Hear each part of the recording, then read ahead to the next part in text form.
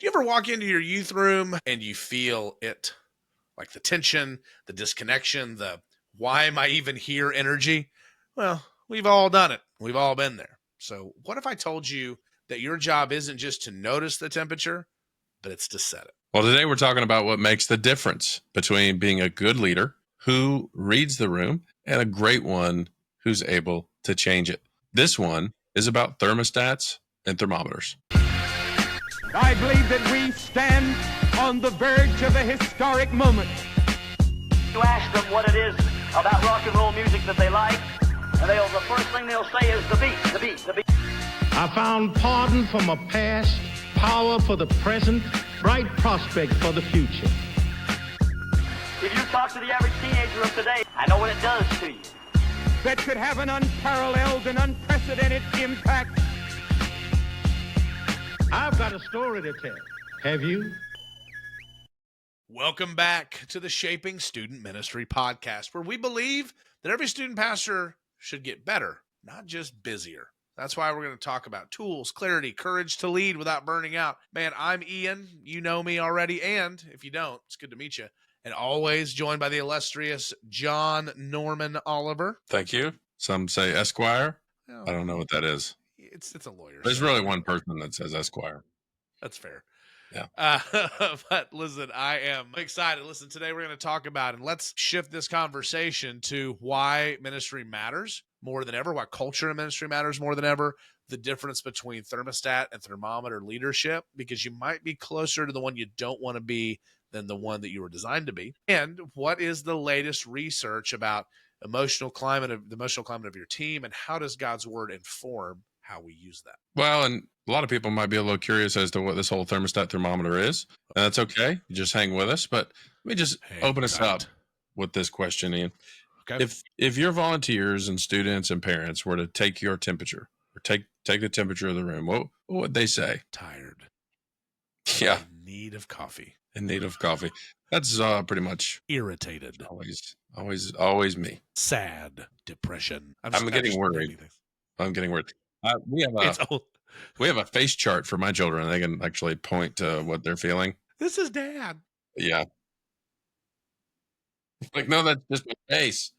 Maybe we should do that for leaders. Oh, can we do a T-shirt for leaders that says, "What's my temperature?" and it's that chart? That would be pretty good. But here's where we're headed with all of this. Easy way to explain this. Yep. A thermometer as a leader, they react. The things going on in the room, it's very reactionary leadership. They're going to mirror the things happening in the room.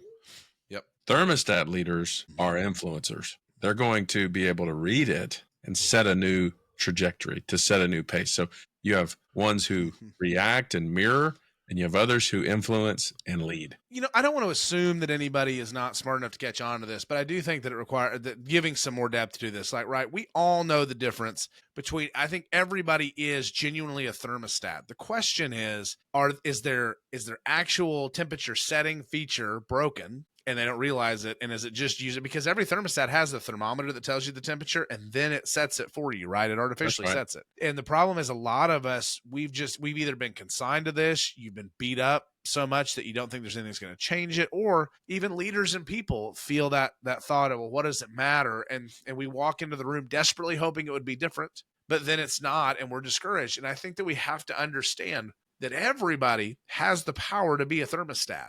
The difference is whether they're going to actually do that or they're going to just read the temperature that you have. And all of us have had a hot summer day where your thermostat's reading 85 and you go, dear God, I think my temperature's broken. The thermostat's broken, right? Well, and an easy thing where you can see, like, you have people who act like thermostats in ways like the thing that we've talked about multiple times in the last, this season and last season.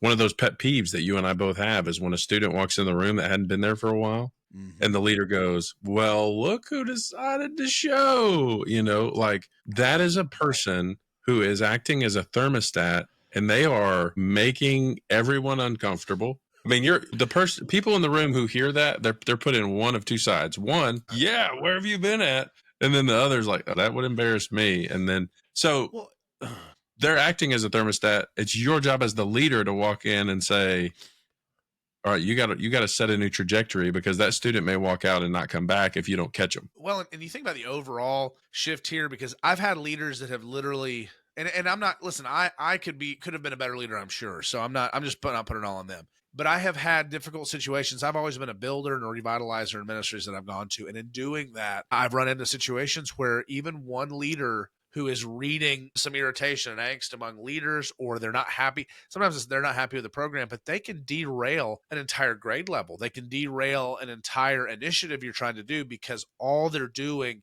is saying, and here's the deal, thermometers often read feelings. They don't read reality. And so the feelings are, well, I just don't, where's everybody at? Why is nobody here? I don't know what's going on. And they can't, they're not self-aware. Versus, Well, and I want you to, I want people to hear that. Will you say that again? Thermometers and feelings.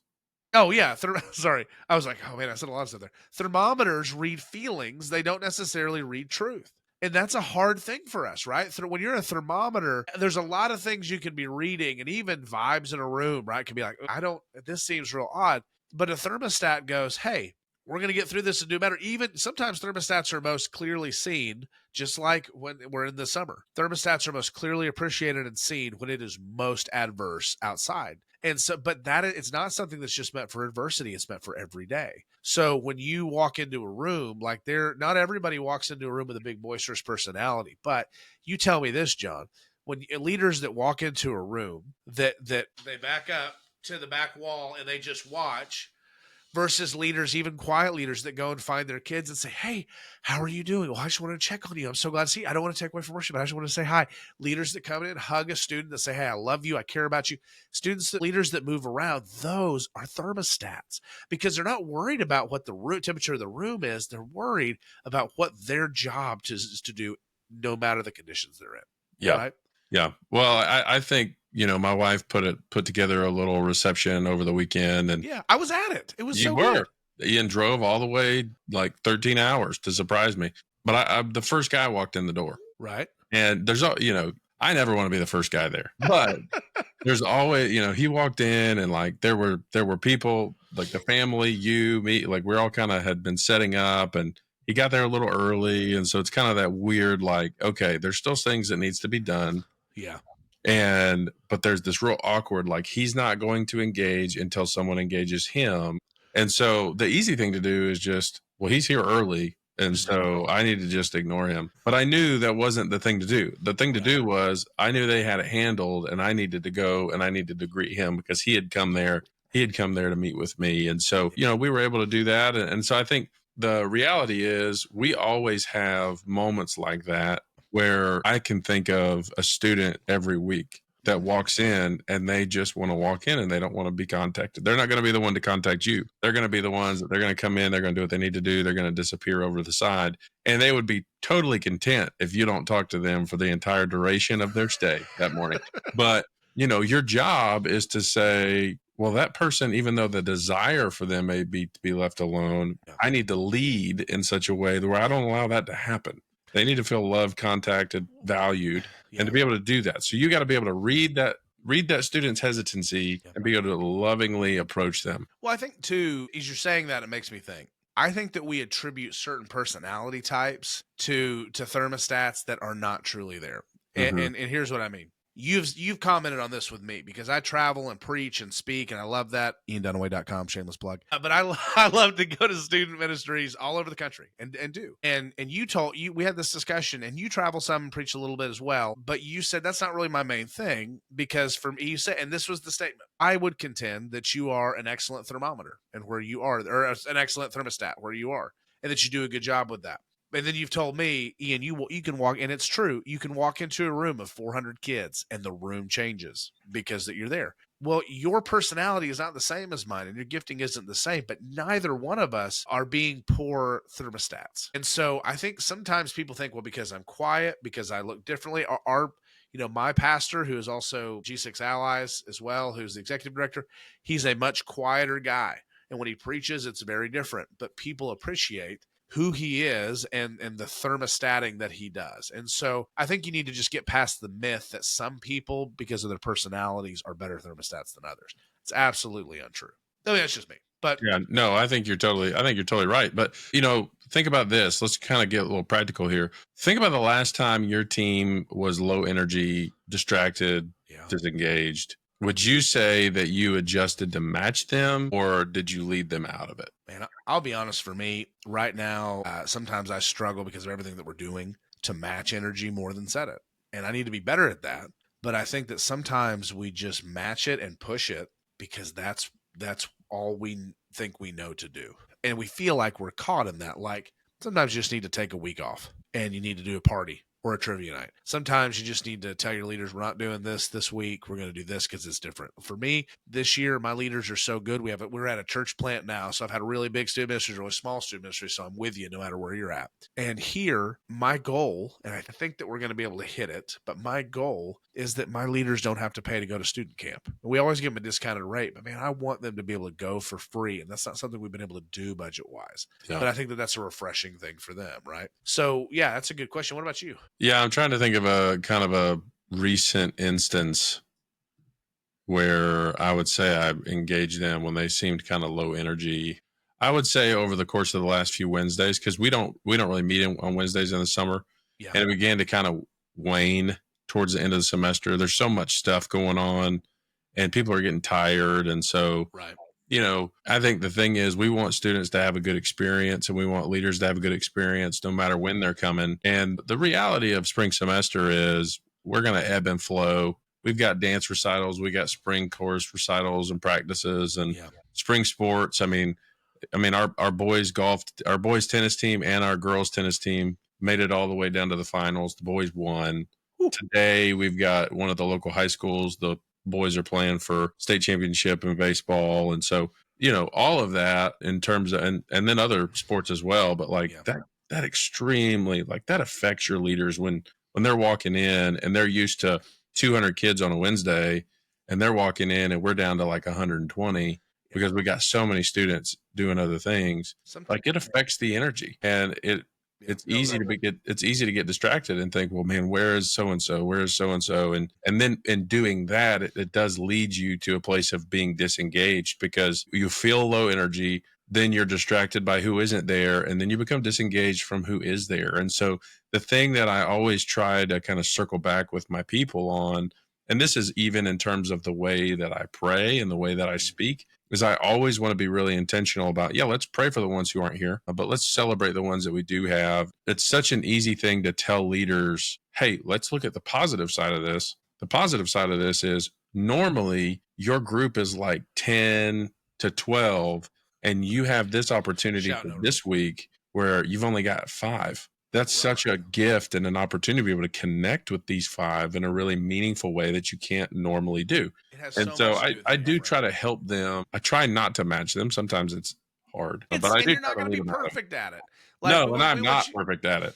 Thermostating is a learned skill. It is because even if it's a gift that you have to affect people, if you don't know about it, and you don't develop it, it's not of use all the time to you. But something you said reminded me of one of my favorite movies. You ever seen We Were Soldiers? We Were Soldiers with Mel Gibson. Is that the little toy soldiers? No, far from it. No. It's a true story about the first cavalry in Vietnam, or the new cavalry in Vietnam, when they were flying them in and helicopters changed warfare. That was not, that's the movie setting, but when the guys are training and preparing, this colonel who's an incredible leader, he's got these leaders that he's raising up behind him, and this is in a time where black and white, there's segregation, there's struggle, and then the truth is, when you talk with veterans, and that's part of what I did in college, color and foxholes tends to fall apart, and so does no atheist in foxholes, right? This idea that when you're fighting man to man, and at one point, what I might ask you, this is kind of devolved from what we're talking about, but if I'd ask you what's the most important thing for a soldier, what would you say? Repeat that question. What's the most important thing for a soldier to take care of? I would think their body. Close. A lot of people think weapon or that kind of thing. It's their feet. Feet are one of the most misused parts of the body, and so they would get there. If your feet stay soaked, as a soldier, you get trench foot, you get rot, and you can't. So if you can't walk, you can't fight. If you can't run, and you're going to die.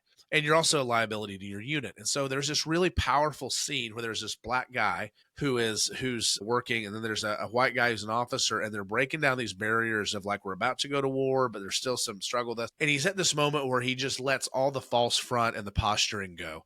And he says, hey, and he pulls his shoe off. He goes, that doesn't look good. You got a blister to this. And he goes, if you can't walk, you can't fight. He said, every one of you fight. Doesn't matter who they are. Find a partner. Make sure they have clean socks. Check their feet. And that to me is a thermostat in difficult situations. Mm-hmm. And then when you see your leaders, that you go, hey, because the most important thing with your leaders, absolutely biblical teaching is important. Absolutely those things are important. But I think that the most important thing you do is to keep your leaders in a spiritual place and readiness to do whatever God calls them to do. And then in that moment, they will teach biblically, or they will do the things they need to do. But it's like what you're saying, John, is this moment of walk. It's okay to walk by your leaders and drop the facade. You don't have to convince them that it's all okay. Sometimes you need to go, hey, listen, it's kind of depressing, isn't it? we're about 50% down. But listen, that gives you more time. Pro tip. Pro tip. If you know that there's going to be less people and you have the ability to take chairs out of the room, set up 110 chairs if you know 120 are coming. That's right, because they're always taking down new chairs. Because it is way better for morale to put 10 chairs out than it is to have 10 empty ones. Ain't that the truth? Always set up less chairs than I know I need. Yep. And it's not, some people are like, that's really manipulative. No, you're just mad because you didn't think about it. Because it really does. It really does help. It really does help. I mean, there's just something about getting chairs out that. Well, and let's just bring reality to bear here and research to bear. One, Gallup did a survey. They found out that 70% of your team engagement is tied to leadership. So the vast majority. Number seems kind of low to me, but I do think it's it's almost close to the Pareto principle. Like no matter how bad something is, you're usually gonna have 20% doing all the work and 80% just watching them going, that's cool. So, but with that idea, if it affects people that much, then and it's that contingent, we got to be careful about how that works. And so I'm going to tell you one of my favorite books that I think everybody should read. It's short, it's easy. It's called How Full Is Your Bucket? I was going to take a guess. I'm going to let you do the other one. But we do.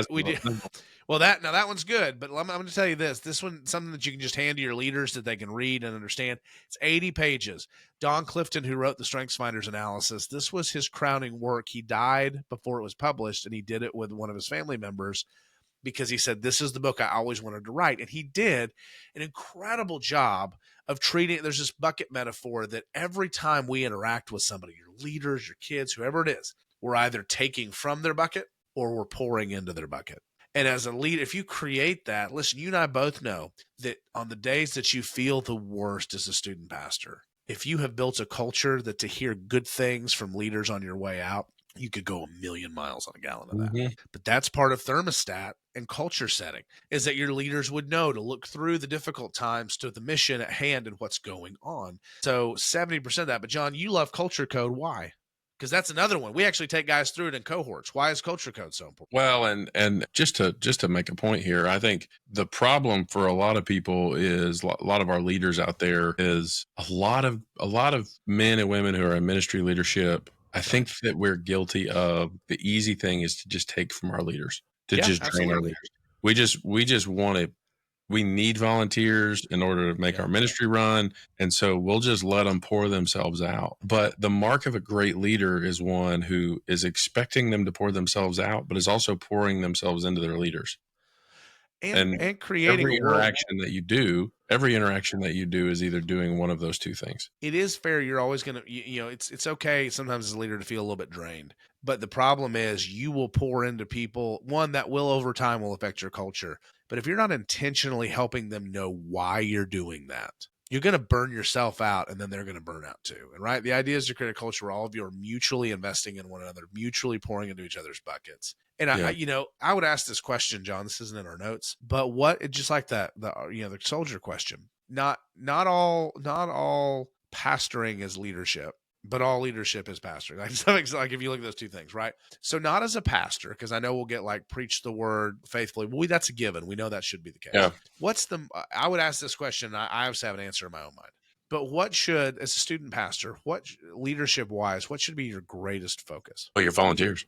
It's like one brain. Well, Yeah. yes, but it should be on focusing on their health, on their investment, on making sure they feel good, on equipping them, on all of. And you would be surprised how often student pastors are just going in. I mean, you wouldn't be, but most people listening would be. How many student pastors are going it alone? Maybe like you, and it's like the socks question. But I would tell you this: in the book Habits by Charles Duhigg, he writes about this idea where Alcoa Steel, one of the biggest steel companies in the world, they had taken a dip in what they were doing. And the guy who jumped on to be, this is a long story I'm condensing, so don't get mad if you go read Habits. But this guy just took over the company, and he said, everybody expected him to give earnings, talk about several things. He stood up for 3 minutes and he said, we will be the safest company in the world. We will work for the safety of our workers. We will take care of them, and we will make sure that we are a cut above. And then he just left. He didn't say anything about steel, about sales, about any of it. And everybody thought, this guy's stinking nuts. And they were so frustrated by him. But Alcoa Steel went from a slump to selling 5 times by the time he left whatever they sold. And here was the thing. They didn't even have a bad safety record. But he knew that if he were to pour into his leaders and to pour into his employees and make sure that it was a great place for them, everything else would skyrocket. And I would challenge the guy that goes, my job as a student pastor is to make sure that my kids are loved and belong. I disagree. I think your number one job as a student pastor is to make sure that you are raising up volunteers and leaders around you to make sure those students are loved and taken care of. Because if you're even worth a little bit, you're going to have more kids than you've got time to be the hero for. And so I would tell you to spread it out and spread that time out. And if you will focus on your volunteers, you are a thermostat among the greatest thermostats, right? Well, and I think about that in terms of campus ministry. My goal shifted probably 10 years ago, that my desire in campus ministry was not to be around my students. My desire in campus ministry was to be around my students' teachers. That's right. I wanted to get around influencers, because if I could influence influencers, I knew that my impact would be greater. Right. And so the time that I spent on campus was dedicated more so. And this is not time I did spend. This is the time I do spend. The time I do spend on campuses is typically around coaches and teachers and trying to do things to love on and support them, so that I'm the person that they call on and I'm the person that they know that they can relate to. And that has given me opportunities to speak into real ministry needs. And when they have an opportunity come up and they need somebody to say yes to something that the school system has said no to. Yeah, absolutely. They call me. And so that's a really important thing. And, and it's doing it with the understanding that, you're putting drops in a bucket, but you may never receive anything from those. A bucket. You don't want to give with the intent or with the expectation that you're going to receive in return. If you build credibility over time as somebody who just genuinely loves and invests in people,